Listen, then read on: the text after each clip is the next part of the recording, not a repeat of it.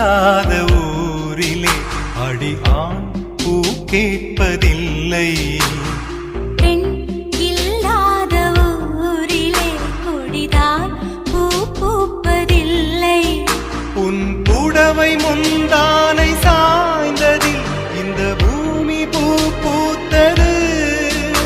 இது கம்பன் பாடாத சிந்தனை, உங்கள் காதோடு யார் சொன்னது?